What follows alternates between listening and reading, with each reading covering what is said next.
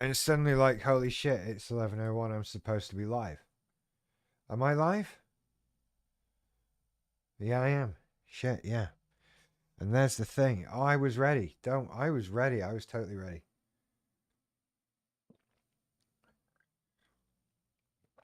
Where are people? Bring me the people. Show me the people, and I will. I don't know what the fuck I'll do.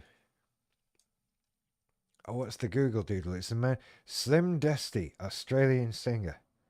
I don't care. Why would I care about that? Hello, people in the chat. Oh, I need to do the thing, don't I? Stream Elements bot running. Now that's an interesting thing it's saying there. Why would it? Why would it say that, and what does it mean? Huh. You've got to wonder. I mean, I assume it's some sort of bot connected to Stream Elements. That seems like a pretty reasonable assumption for me to make.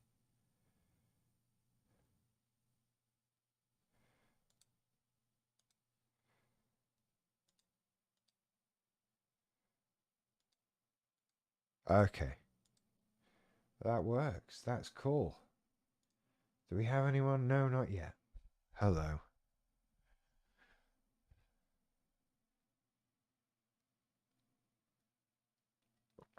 Dog mug.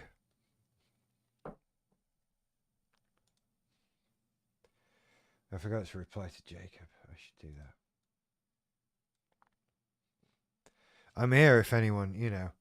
What was I going to talk about? I did have things to talk about. I do, actually.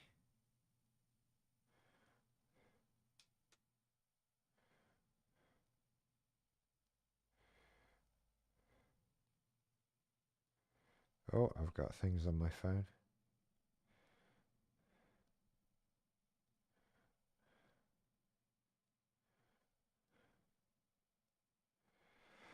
Oh, there are people. Hello, people. Hello there. In the sorry. I was just tapping away on my phone here.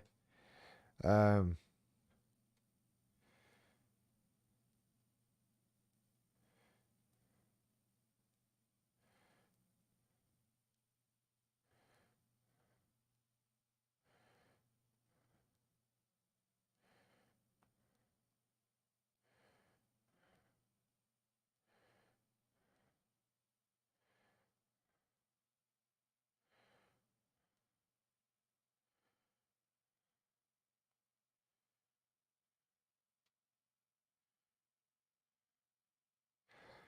where are we? Hello, hello. Oh, it's you. Hello. This is a really, really weird way of doing video chats when we aren't together, isn't it? Like, we'll just do it one way and we'll broadcast my end.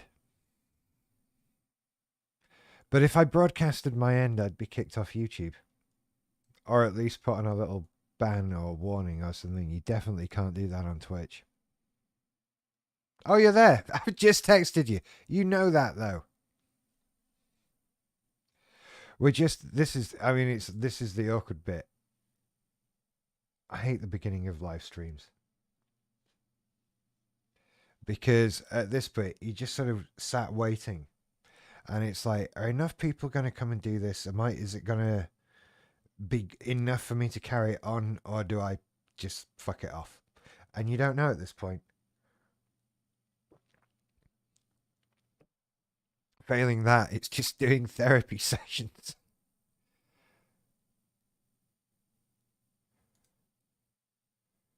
Ah, see, now I had to approve that comment.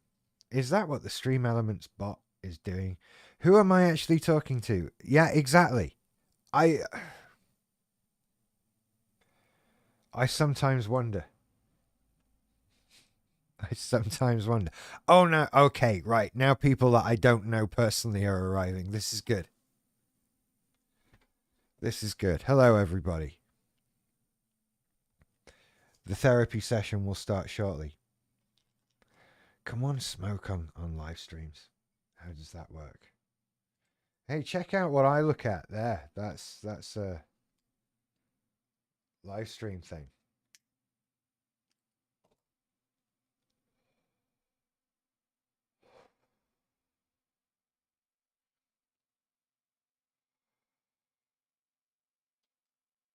Oh, it is. It's just everyone I know. That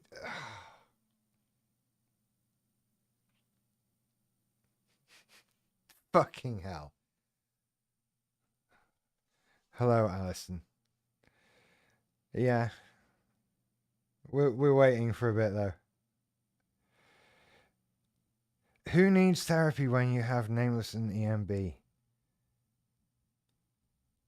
I couldn't agree more.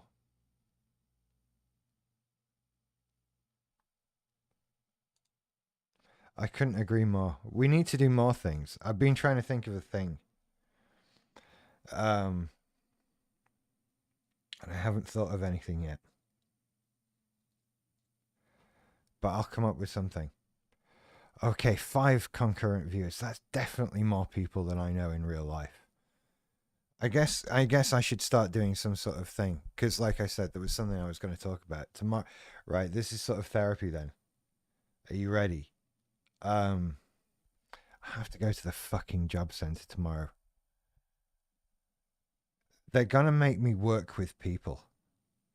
First of all, do I actually have to work with people? I don't know. That might be avoidable. I might be able to not work with people. I might be able to work from home. That would be ideal. I don't want to fucking do anything. I'm busy. Oh, this is so annoying. They're going to ask me patronizing questions. They're going to be really annoying. They're going to ask me things like, do I know how to make a CV?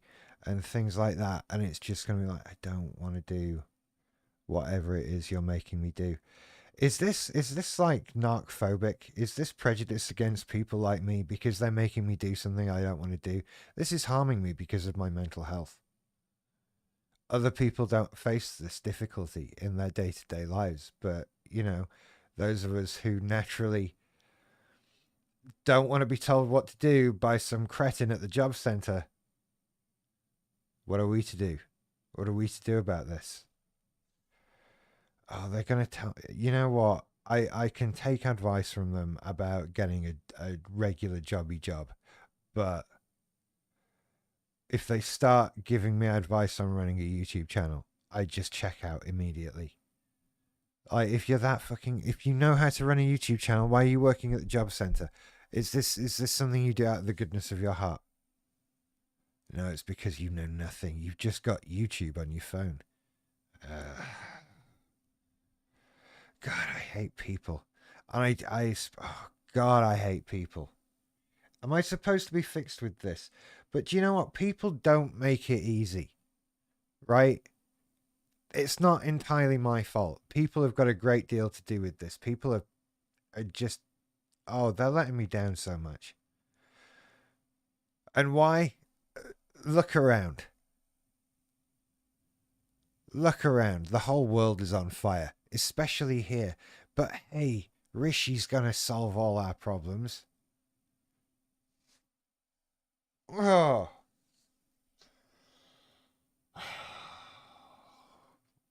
The fuck is he gonna do?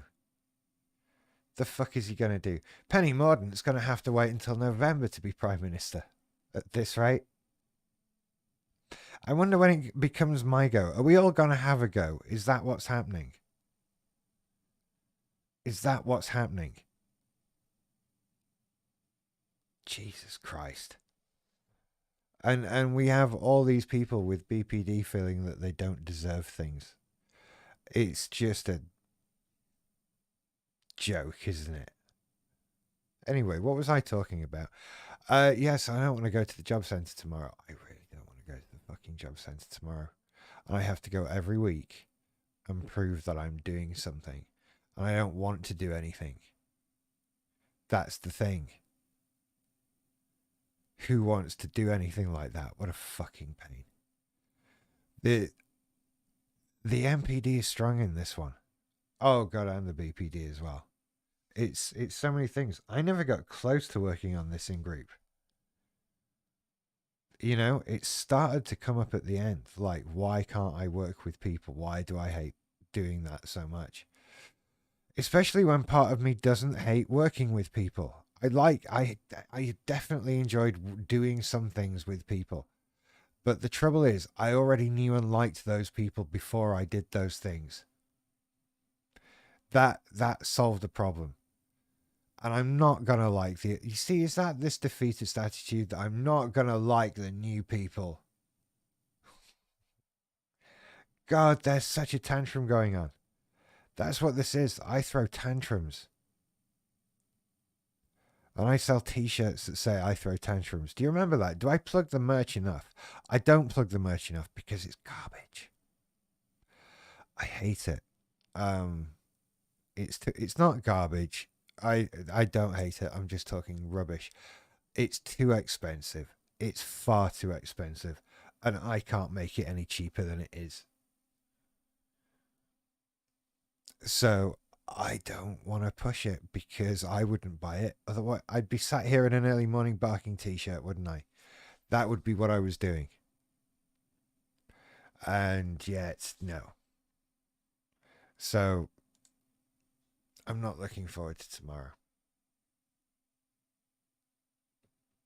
I'm just very contemplative about it. It's I'm trying to look at it like whatever happens, whatever I end up having to do, it's a temporary thing. Like it's not a forever thing. It's a stopgap. It's doing the thing that I'm doing until I can afford to do the thing that I want to do. And that's not the end of the world. It's just a temporary thing. That's totally doable. I can do that. It needs to be the right thing though. It really needs to be the right thing. I wonder how picky I can be and how long I've got before they lose patience with me. I wonder if they'll ever have any patience. Because you can get a job, right? Any job. That you just want a job with no standards, no sort of like, I don't care, just it's a thing I go to and they give me money. Regardless of how shit the thing is I have to do or how little money they give me, you can do that. But I don't want to do that. I'm not kidding myself thinking that I can do something that is truly fulfilling and enriching and that I love every second of. It's not really like work. There's not going to be anything like that. But I cannot do something horrible.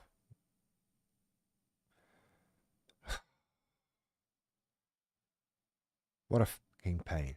Or maybe I can do something better than I think. I don't know.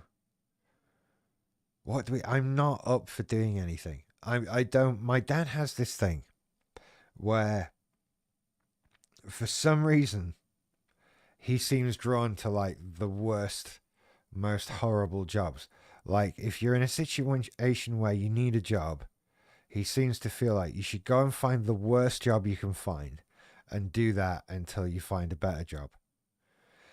And I don't subscribe to this theory of because he I understand the argument of like taking any job if you need a job. Um but he seems to take it to a whole new level. Like he like seeks it out like he would, and not for himself. He's never needed a job. It's for me. Um when he was much more involved, far too involved in my life. And God, this is why I have BPD, by the way, and MPD. Shit like this. And like, so when I was home from college, in between my GCSE and A level years, those summers, all that kind of thing, it was get a job, but get moving me towards like the absolute worst things you could think of. Anything that involved like being uncomfortable or dirty or smelly or something that I absolutely didn't want to do. And it's like, no, this is some form of self punishment. That's what it came across as. It wasn't just about doing what needs to be done. There was an air of punishment about it. Like needing a job is somehow a state of failure, and you must be punished for that. And the punishment is that you must only do a shit, painful job. That fits in with sort of various borderline thinking methods of self punishment and making things hard on yourself and seeing them as the worst that they can possibly be and all of that sort of stuff. And so he went through that and then enforced it on me. That was a lot of fun. Oh, this is the childhood I don't speak of, isn't it? I should go back to not speaking of it. Um, so this idea of like going out and it's not working. Working isn't a problem. I do work. I've always done stuff. Granted, not always a lot of stuff, but stuff. I'm not allergic to work. I'm just allergic to attempting to like putting my life's energy into something I don't care about. There are so many sort of philosophical, I don't know, it starts to sound like utter hippie bullshit, which I fucking hate. But this idea of, no, it's not even that, of like just, devoting anything to somebody else's thing. Like, whatever I end up doing, it's gonna be something that has the sole purpose of producing money for somebody else.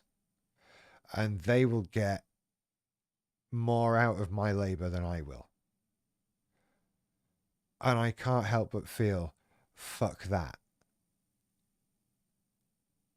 Why the fuck would I want to do that? What a ridiculous thing. And this person will have some sort of control over me and be able to tell me what to do and all of this shit. And I will have to do all this stuff on pain of threat of being told to stop doing it. God, I sound like a fucking college kid realizing that capitalism has problems. And it's not that I've never agreed with that. Never disagreed with that. Sorry. Whatever I'm saying. You know what my point is. But actually living it, it really, really fucks me off. Like it really, really pisses me off. And I'm aware as well, look, this goes both ways. Because right now I am giving Google a free website.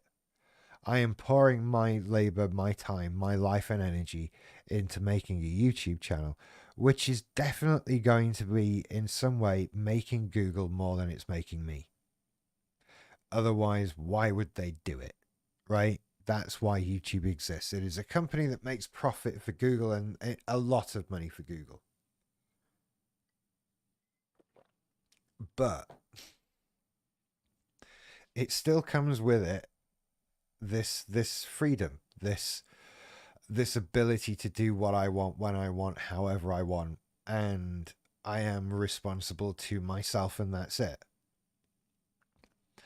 And that is just so much more appealing. Like, I'm putting my work and energy into something that I care about, something that I feel makes a difference and is important, not something that simply just makes money for somebody else. Um, so even though it does make money for somebody else, that comes on a much more acceptable term than doing shitty other jobs. Oh, you've just got to suck it up, though. You see, I back and forth on this. You've just got to suck it up. But still, ultimately, I am trying to do absolutely anything that I can do to avoid having to go through it. Maybe if I'd worked this hard for the last year, I wouldn't be going through this now. But I'm doing it now, so what do you want from me?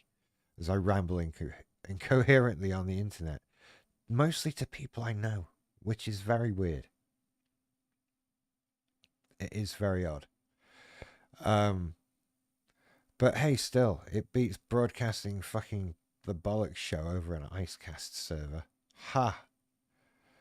Counseling maudling teenagers who are upset that girls don't like them. Why don't girls like me? Well, because you're horrible right now. and quite miserable. Why would I don't like you? Why would girls like you?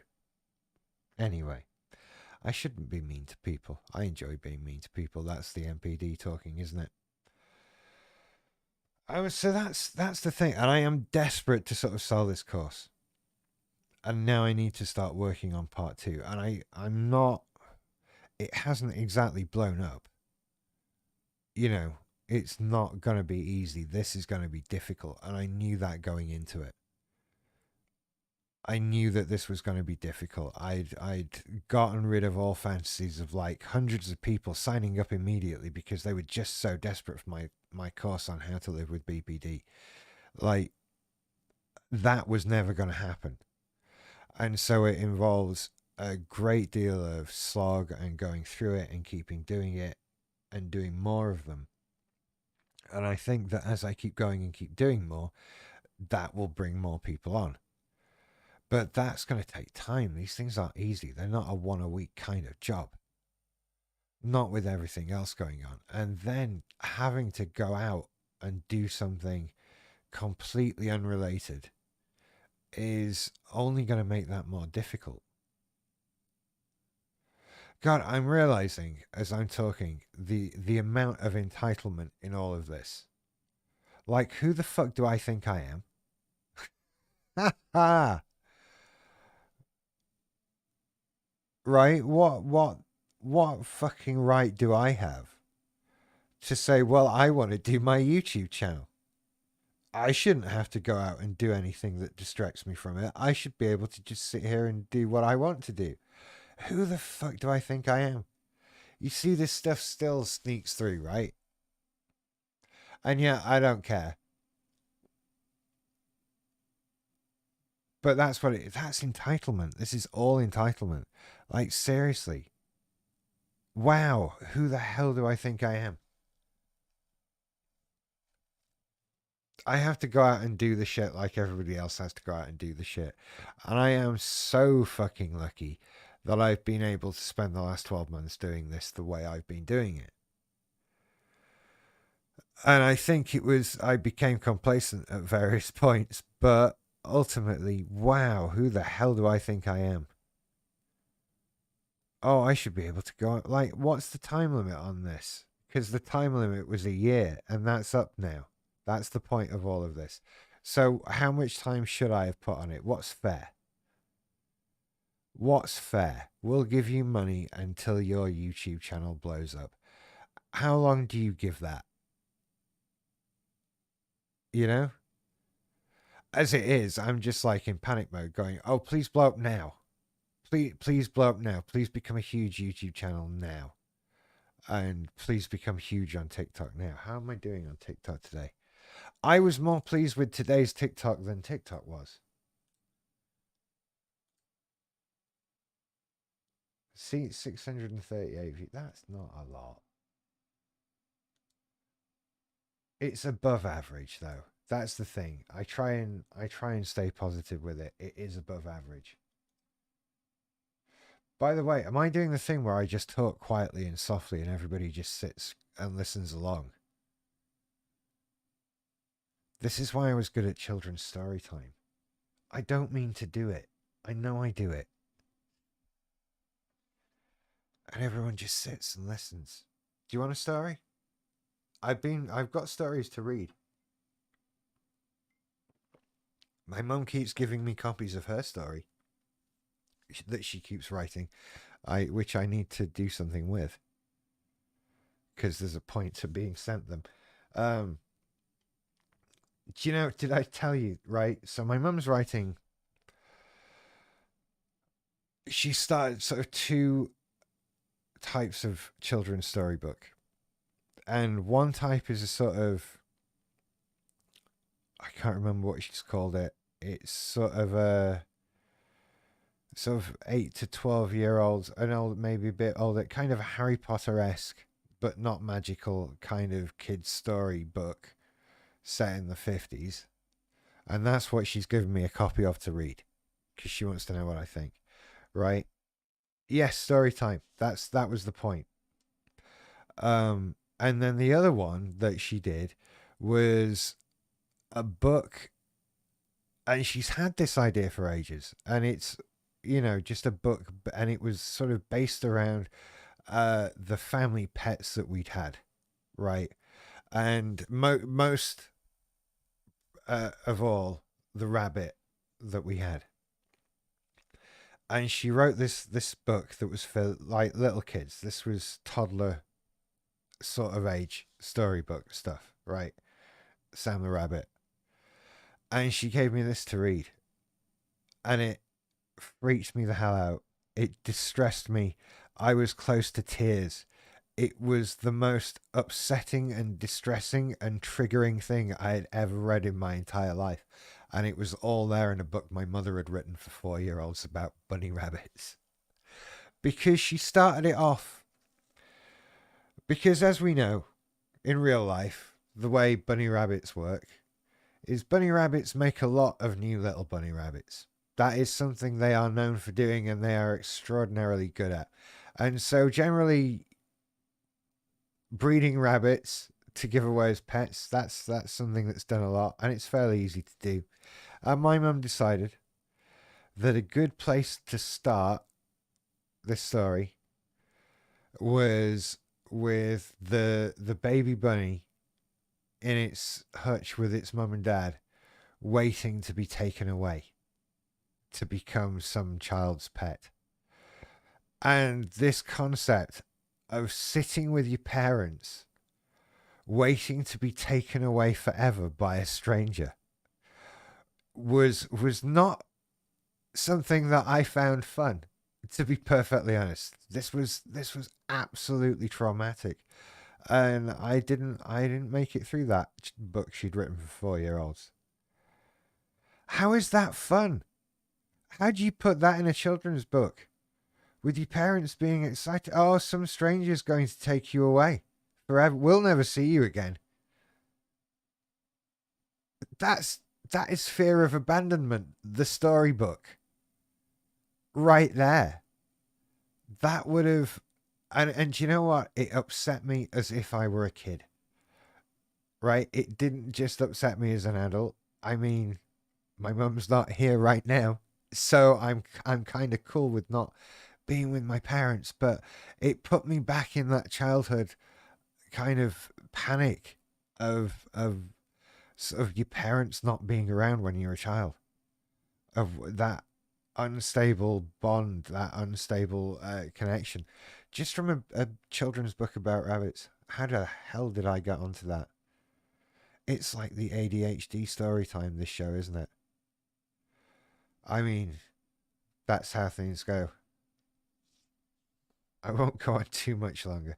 God, have I rambled for half an hour so far? Wow. And I worried that I would get those course videos up to an hour.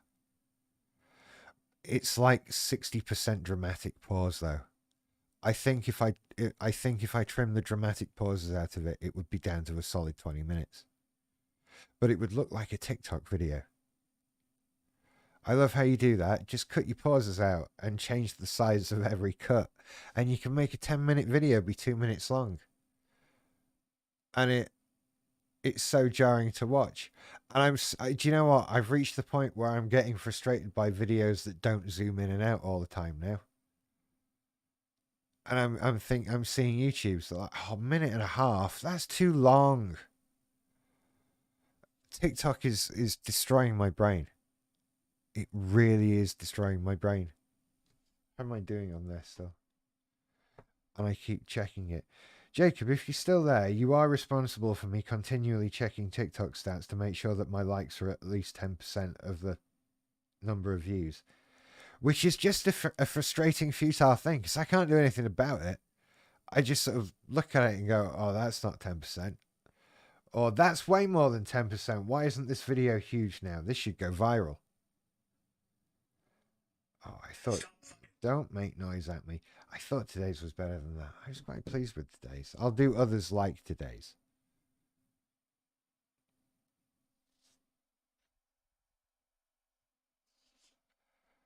The BPD versus MPD arguments. Trouble is thinking of them. like you think of two and you go, oh, they're a good idea, I should do those. And then you start and then you realize you've only thought of two for a reason. I would truly love, I've always wanted this idea, right? I want someone else to produce my stuff. I've always wanted that. That would have been amazing. Especially back in the podcasting. I always wanted somebody else to produce my stuff. So all I have to do is turn up, do all this, and fuck off again. That's the dream, isn't it? I don't want to plan a show. I don't want to make sure guests are on it or think about what the topic is this week or whatever. I just want to turn up somewhere, be handed some notes and a title, and be told, there you go, Rich, there's everything you need. Talk, be interesting for 40 minutes and then leave. That would be so good. That's why I like doing the tech show on a Thursday night, because I do that. I turn up, they go, oh, Rich is here. He's going to be funny and tell us tech news and take the piss out of Mark Zuckerberg. And I do, because Mark Zuckerberg's a twat. And then I leave again. I don't care who watches that show. It's not my show. I don't know what the numbers are. They're still going, so I assume they're decent enough. I don't care. I don't edit it. I don't post it. I retweet things if I see them. But it's just occurred to me, I've never actually tweeted about that show being published anywhere. I should probably do that. That would be helpful, wouldn't it? Should I plug that more on my YouTube? I don't think about it because, like I say, I don't get anything out of it. If I'm plugging anything, I should plug my podcast. Have you heard my podcast? It's out now. Is it possible to... Am I on thingy? I think I'm on Spotify.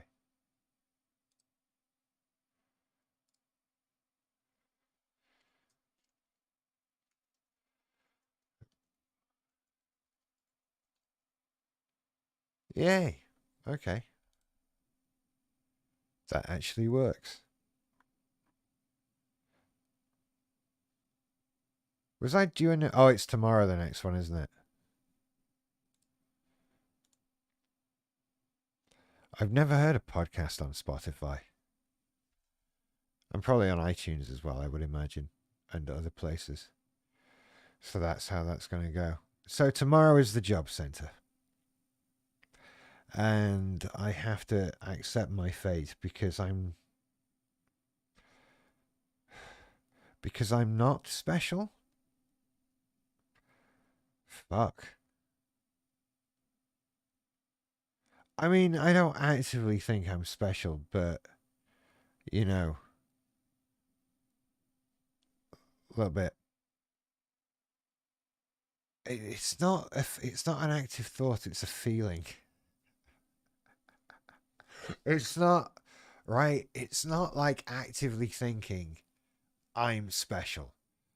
I should have better things and more things and all of this. That's not what it feels like.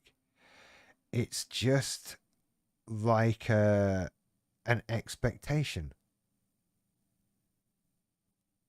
That's what it is. If I pick an object up and hold it in the air and let go of it, I expect it to fall to the ground. In the same way that I expect the world to configure itself one way or another to allow me to continue to do whatever the fuck it is I want to do. It's an expectation. It's not an active thought.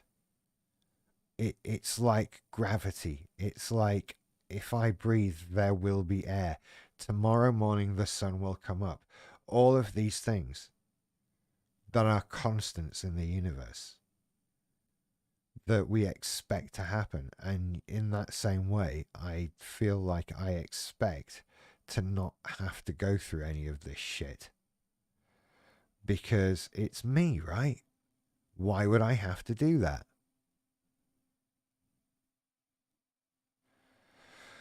And so when something happens that proves it's not me, I'm not special, I do have to do the shit thing, and that's all there is to it, then that's very jarring. That is very jarring. Again, is this like some kind of phobia? Am I suffering prejudice? Am I really pushing my luck with that one? I feel like I might be a little bit, but at the same time, am I? Am I like, because this is forcing me to go through something I don't want to do. And the reason I don't want to do this is because of a mental health condition. I don't know. Yeah, it feels unfair. Feels very unfair to me.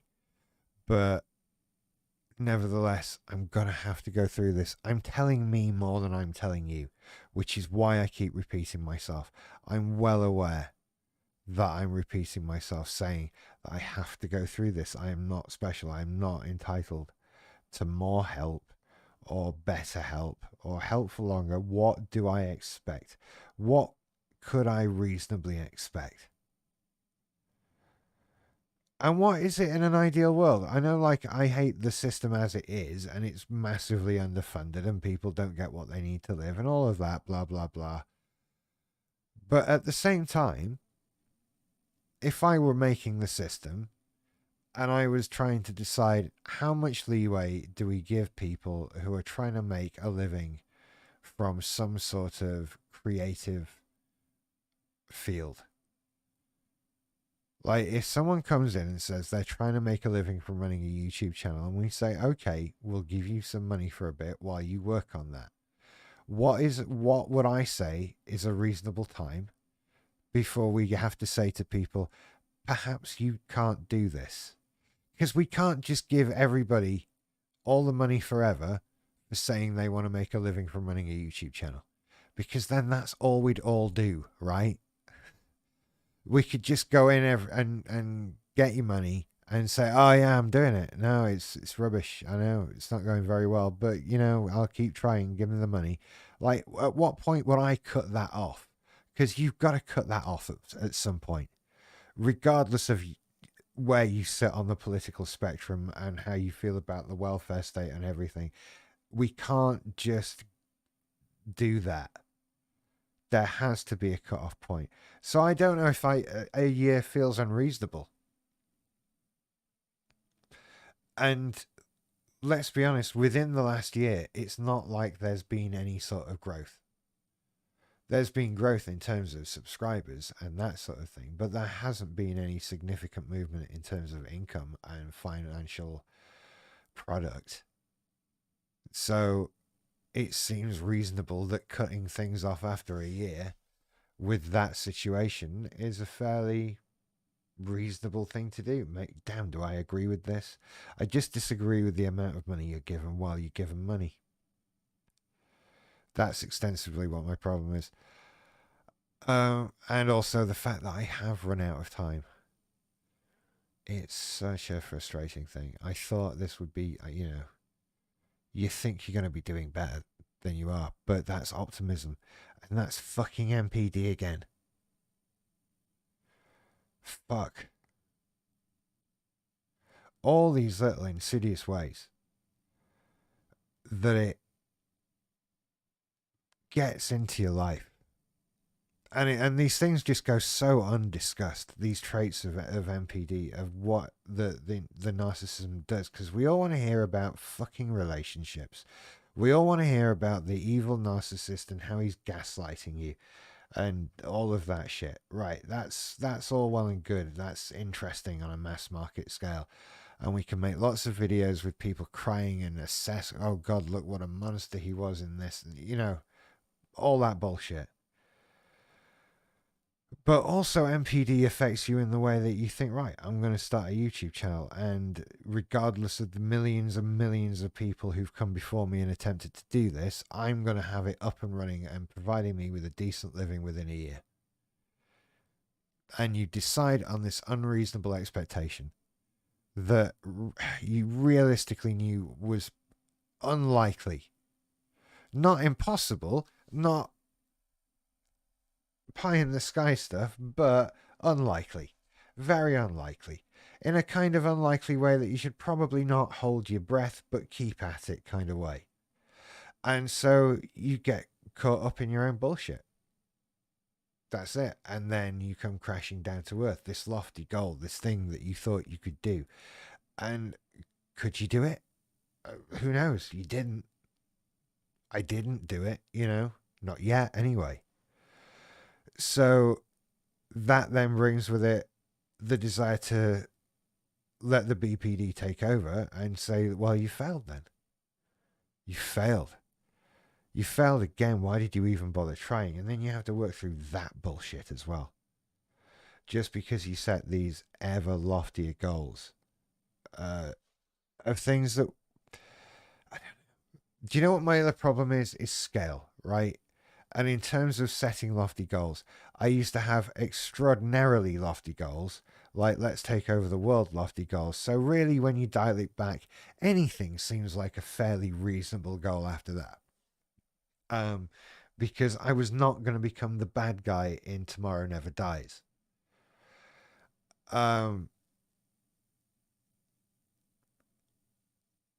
It's Jonathan Pryce, isn't it? I couldn't remember his name for a bit. It's all right, that one. You see the top of Terry Hatch's bottom. And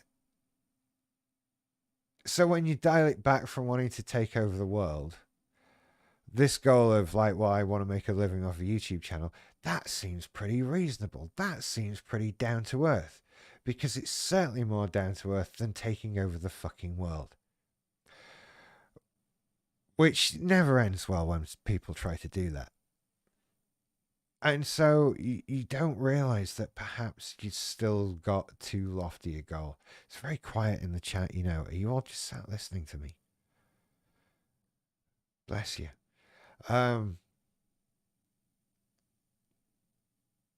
But I don't know. I mean, is what I'm trying to see it like what I've achieved so far is reasonable.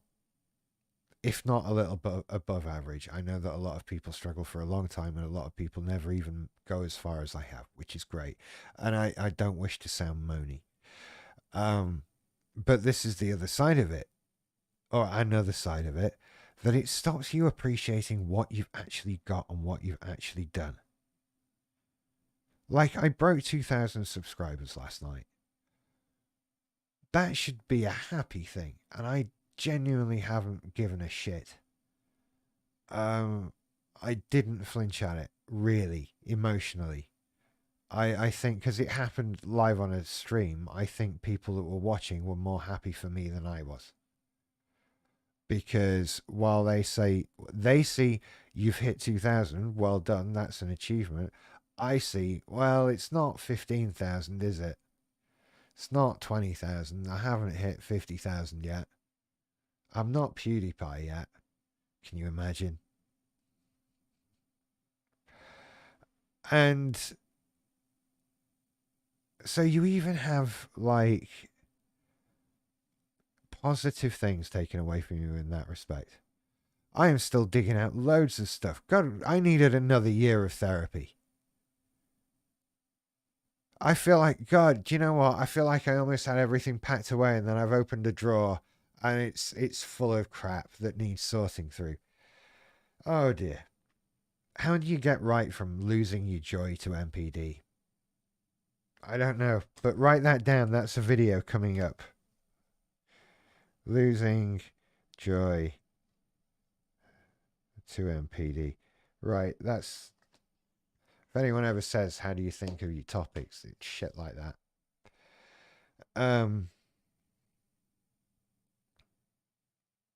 Yeah, I can't be happy at what I've achieved because I haven't achieved my lofty, unreasonable goal. And I'm more frustrated by that at the moment because my lofty, unreasonable goal seemed reasonable. And also the result of not achieving it in this particular case is very stark and very real right in front of me.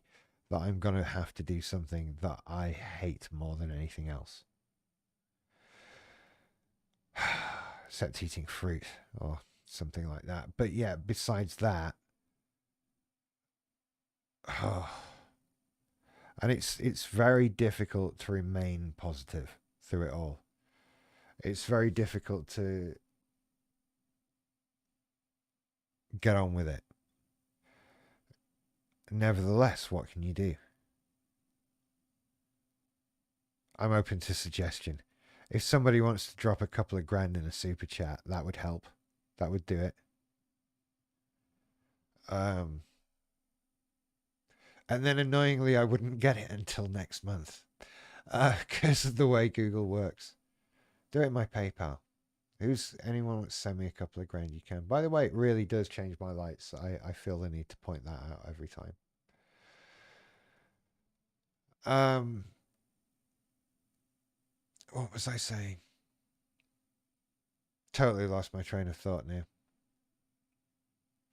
But there you go. I've talked for 47 minutes solid um, about total utter garbage, and you all stuck with me, and I am appreciative of that. I'm going to stop talking now.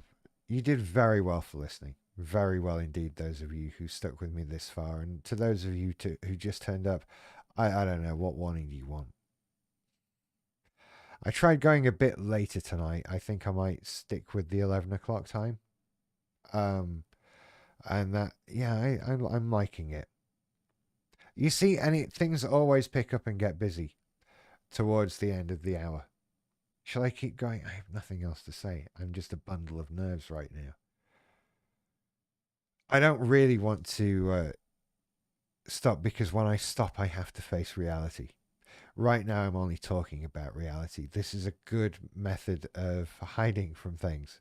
Welcome to being my sand in which I stick my head.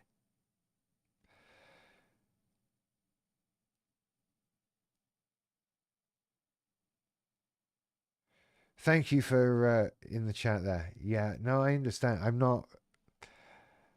Yeah, I need to get over my entitlement. That's what I need to do. I need to change the narrative. I need to change the narrative. This doesn't fit in with my worldview, right? It's.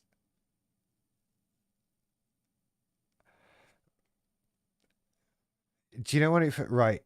My life in my head. I've talked about this before. This goes in with hierarchical thinking. This fits in with everything else. And this comes from the MPD. My head runs the world like a sitcom. The world is a sitcom called Rich. I'm the main character, and you're all cast, right? Now, some people are main cast members, and they're in every episode, and some people are recurring cast members, and they show up every so often. And then everyone else is sort of an extra. And importance of characters is dictated by this importance of people in the world. And this whole thing revolves around a situation, right? And that situation is the setup of my life. Okay? And what we're looking at doing is basically changing the show. We're reformatting the show. We're adding a new situation to it. And that's jarring. It's not something that happens a lot. Usually we find a format and we go with it for as long as we can until it becomes untenable in and of itself. But apart from that, you don't generally get major shifts, major changes. This is like adding something huge halfway through a season. And like I say, it's jarring, it's uncomfortable, it's unpleasant, and it's unwanted. And it takes away from the bit that is interesting. To me, the bit the audience is most interested in is the bit I'm most interested in. That's how that works. Everyone's watching the YouTube stuff now. That's the storyline we're all interested in. That's the way things are going.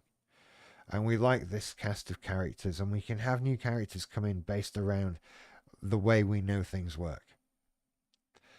But this forcing, this shift of format, this changing things, I have to sort of assimilate that. I have to bring that into the way things work. And like I say, reformat the show. This week, Rich has a stupid boss to deal with and he has to go to work suddenly and all that sort of thing. It's like in season 2 of Deep Space Nine where they suddenly had an upstairs. That's exactly what it's like. We're adding in a new thing halfway through a season and it makes no sense. We didn't want it, no one asked for it, but whatever, we're getting it today. Oh, hang on, my short is currently blowing up. Jesus Christ.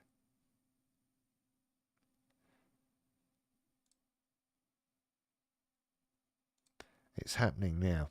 The thing with the shorts. Look, I said this happens. That's the upward leg. It's been out for 7 hours 45 minutes. And at 7 hours 45 minutes, the system of YouTube decided, oh, you can have some views now. So it's going to do this for a little bit and it will go up and then it will plateau and go straight again, just like it was here. And it'll gain like 20 views over the next couple of weeks. It's such an odd thing. But it's happening right now. Shorts feed, 72% of views. That's how shorts work. It's so very odd. It's so very odd. Sorry, I just noticed that was happening. I am going to toddle off now because it is getting late and I have been talking at you for about an hour. God. This is just, it's... These shows can be difficult where you talk for an hour and everyone just listens. But at the same time, I enjoy the exercise from a broadcasting perspective. So thank you very much for listening and well done for making it this far, everybody, especially those of you who listened since the beginning. So like I say, I'm going to put an end to this. Go and follow me on everything. You know all those things you can follow me on. Go and check out my course part 1. Please go and see that at patreon.com/earlymorningbarking or here on YouTube, or it's available as a standalone download as well. I cannot tell you what a difference it would make. But hey, I know we're all in the same boat and I know that things are difficult for everybody. I just have to try and do what we can do. So anyway, I'll be back another day with more videos. You take care. I'll see you later. Bye.